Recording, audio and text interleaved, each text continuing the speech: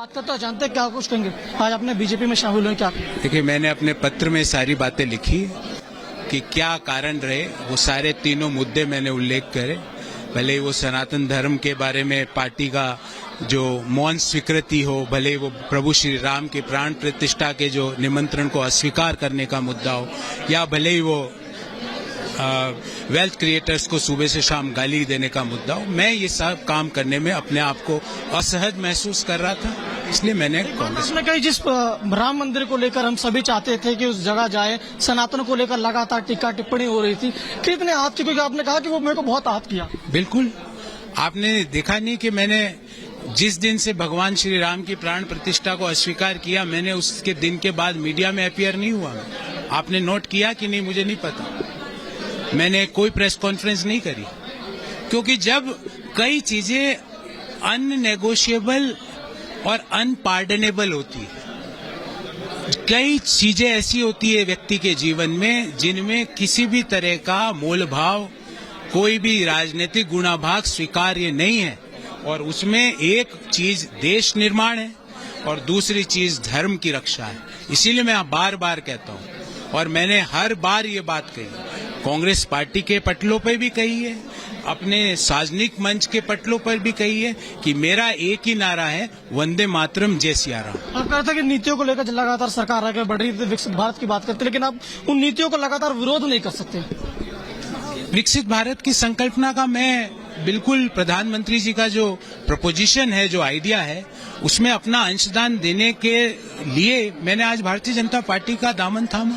मैं उसमें भले ही वो गिलहरी जितना ही कंट्रीब्यूशन हो, पर मैं वो गिलहरी बन के इस मातृभूमि का, इस महान देश का जो जिस पर मैं पैदा हुआ हूं, उस पर मुझे संतुष्टि लेनी है कि मैंने राष्ट्र निर्माण में अपना कंट्रीब्यूशन दिया।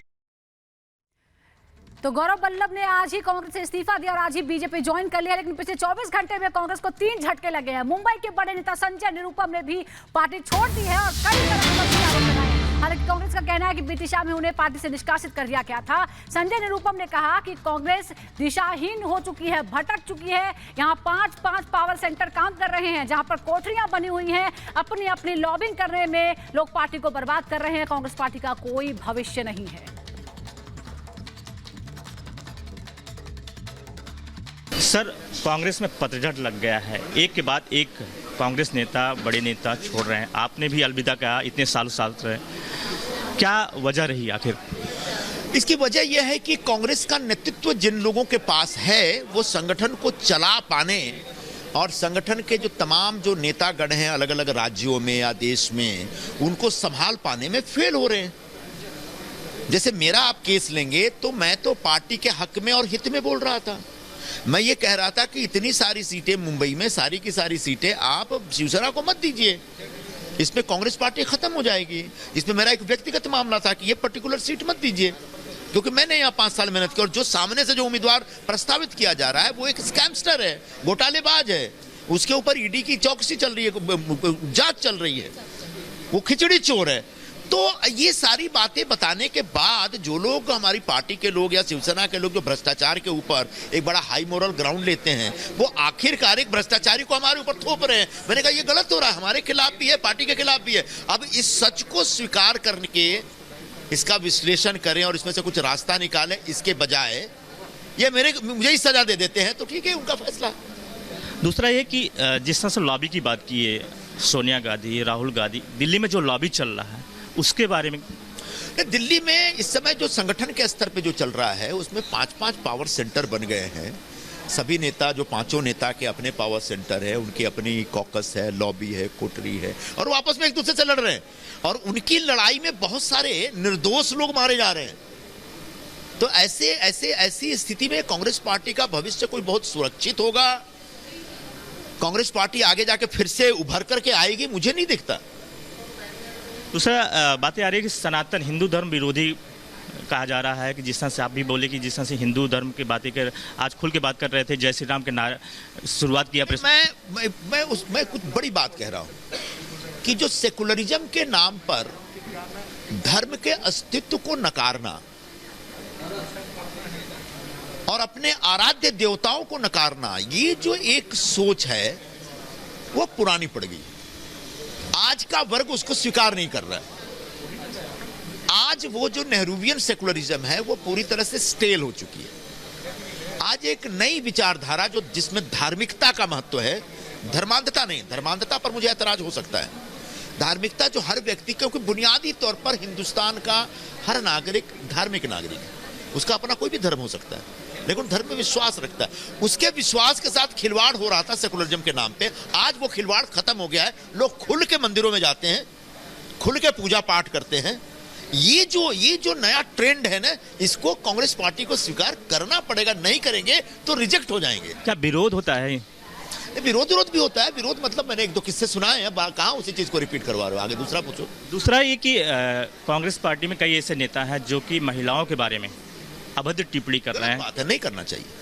आज ही हेमा मालिनी के ऊपर गलत टिप्पणी की गई। देखा नहीं, मैंने वो बयान नहीं देखा, लेकिन निश्चित तौर पर ये सारी चीजें अवॉइड करनी चाहिए। चुनाव लड़ने के बाद यत्र नारी पूजन्ते रमन्ते तत्र देवता, यह हिंदुस्तान की परंपरा रही है। आपने चुनाव लड़ने की बात कही है, किस पार्टी में और कब ये अभी आगे बताएंगे, लेकिन निश्चित तौर पर एक पॉलिटिकल आदमी हूं तो चुनाव तो लड़ूंगा। अब चुनाव कैसे लड़ना, कहां से लड़ना, अपन देखेंगे आगे जाकर। और दिल्ली से गणेश और मुंबई से सत्यप्रकाश इस वक्त हमारे साथ जुड़े हुए हैं। सत्यप्रकाश, आपने संजय निरुपम से बातचीत भी की है, वो ये कह रहे हैं अभी तय नहीं किया, राजनीतिक व्यक्ति हूं, चुनाव जरूर लड़ूंगा, कहां से लड़ूंगा, किससे लड़ूंगा, ये भविष्य में बताऊंगा। देखिए, जिस तरह से संजय निरुपम ने साफ तौर से कहा कि मैं चुनाव लड़ूंगा और जीतूंगा और उत्तर पश्चिम मुंबई की सीट पे ही लड़ूंगा, कहीं न कहीं उन्होंने साफ साफ इशारा दे दिया है कि जल्द ही किसी पार्टी में शामिल होंगे। जब उनसे पूछा कि क्या निर्दलीय चुनाव लड़ेंगे तो उन्होंने कहा नहीं, हम निर्दलीय चुनाव नहीं लड़ेंगे, हम किसी पार्टी से लड़ेंगे और जिस सीट को लेकर विवाद था इसी सीट पर हम चुनाव लड़ेंगे और जीत के आएंगे। कई मुद्दों को लेकर कांग्रेस के ऊपर उन्होंने कटाक्ष किया है और जिस तरह से लॉबी की बात की, कहा है कि जिस तरह से दिल्ली में जो हाई कमान बैठा हुआ है वहाँ लॉबी चल रहा है, जिसकी वजह से कांग्रेस के कई बड़े नेता हैं वो परेशान है और इसी वजह से कांग्रेस पार्टी छोड़ रहे हैं। धर्म की बात किया तो उन्होंने कहा कि जिस तरह से कांग्रेस में लगातार विरोध होता है, अगर हिंदू धर्म के बारे में बात करते हैं तो रोका टोका जाता है, तो कहीं की सारी चीजों को लेकर कांग्रेस के ऊपर कटाक्ष किया है और कहा है कि आने वाले दिनों में कांग्रेस के कई बड़े नेता कांग्रेस पार्टी छोड़ देंगे। प्रकाश, पिछले 24 घंटे में ही 3 झटके लग गए हैं कांग्रेस को। गौरव बल्लभ मुखर प्रवक्ता रहे, आज वो बीजेपी में शामिल हो गए हैं। हमारे सहयोगी गणेश ने उनसे बात भी की थी। गणेश, गौरव बल्लभ कई दिनों से वो शांत थे और अचानक आके उन्होंने बताया कि उनका कारण क्या था, लेकिन जिन सवालों को लेकर वो मशहूर हुए थे, क्या वो अब भी सवाल पूछेंगे ऐसे ही? देखिए, वही चीज़ है, जब आने से पहले जब पूछा गया था, जिस तरीके से टीवी डिबेट के दौरान जिनकी बातें वो चली थी, तो उसको लेकर वो मुस्कुरा के जवाब दे दिया, यानी मुस्कुराहट से उस सवाल को टाल दिया। अब उसके बाद देखिए, जिस तरीके से जो कांग्रेस को लेकर टीवी पे आते थे और जवाब देते थे, उनका ये कहना है कि लगातार जिस तरीके से कांग्रेस में सनातन को लेकर टीका टिप्पणी की जा रही है, राम मंदिर पर प्रश्न उठाए जा रहे थे, राम मंदिर का जो उद्घाटन किया जाता, विरोध किया जाता, कांग्रेस उस पर सवाल कर रही थी, तो मैं उससे काफ़ी दुखी हुआ, क्योंकि ये चीज़ें पिछले कई दिवसों को इंतजार था कि भगवान राम का भव्य मंदिर बने, और आज जब बना तो हमें उसका न्योता नहीं ठुकराना चाहिए था। सनातन पर टीका टिप्पणी जब हो रही थी तो हमें जवाब देना चाहिए था। जब लोग चुप रहे तो मैं उससे आहत हुआ। जब राम मंदिर का न्योता ठुकराया तो उसके बाद उन्होंने कहा कि मैंने टीवी डिबेट्स में जाना छोड़ दिया, क्योंकि राम हमारे सभी के आराध्य है, हम राम पर एक तरीके से टीका टिप्पणी नहीं कर सकते। जिस तरीके से जो सनातन पर हमला किया जा रहा है वो बर्दाश्त से परे था। प्रधानमंत्री की नीति से प्रभावित हुए, जिस तरीके से प्रधानमंत्री कह रहे हैं विकसित भारत 2047, तो नीतियों का मैं विरोध नहीं कर सकता। नाराज होकर जो भी भारतीय जनता